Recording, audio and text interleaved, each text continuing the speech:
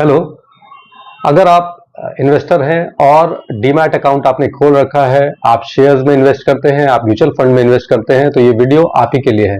Because बहुत सारे लोग ऐसे हैं जो डीमैट अकाउंट नहीं खोलते और इन्वेस्ट करना नहीं शुरू करते क्योंकि उनको मालूम नहीं होता कि उसमें चार्जेस बहुत ज़्यादा हैं, ऐसा उनका भ्रम रहता है।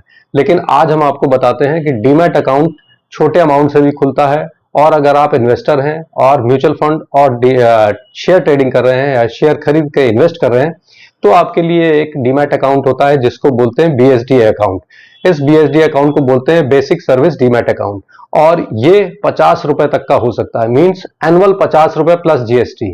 जी हाँ, 50 रुपए आपने सही सुना। इसमें लिमिट अलग अलग है। इसकी कुछ क्राइटेरिया है जो आपको आज समझनी चाहिए। सबसे पहली क्राइटेरिया है कि आपके पास होल्डिंग 10 लाख रुपए से ऊपर की नहीं होनी चाहिए साल में कभी भी।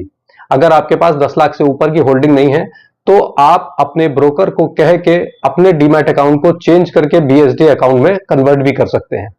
इसकी और भी कंडीशंस हैं, ध्यान रहे। इस चीज को सुनेंगे तो आपको समझ में आएगा कि बीएसडी अकाउंट क्या होता है। तो सबसे पहले मैंने बताया कि 10 लाख मैक्सिमम लिमिट। दूसरी, ये 50 रुपए भी होता है और 100 रुपए भी होता है। 50 रुपए 4 लाख से नीचे की होल्डिंग्स के लिए, और 4 लाख से 10 लाख तक की होल्डिंग के लिए 100 रुपए प्लस जीएसटी। तो ये दो क्राइटेरिया हो गए, 50 रुपए और 100 रुपए के। मतलब आपको साल में 50 रुपए प्लस जीएसटी देना है या 100 रुपए प्लस जीएसटी, जो कि अगर 10 लाख तक की होल्डिंग है।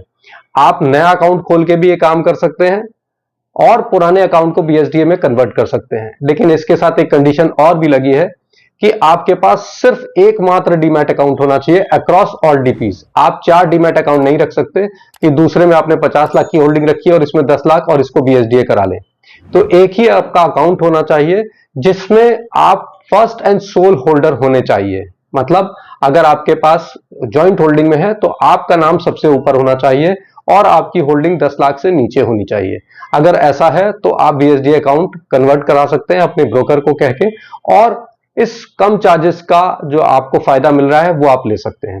इसमें यह भी एक थोड़ा सा प्रश्न है कि अगर मान लीजिए होल्डिंग मेरी किसी समय में बीच में 10 लाख से ऊपर चली जाए।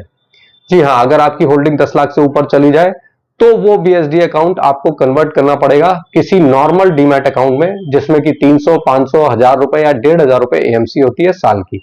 तो ये साल भर के चार्जेस हैं 50 रुपए और 100 रुपए, जैसा मैंने बताया।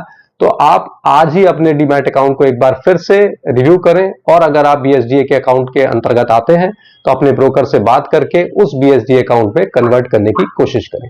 धन्यवाद।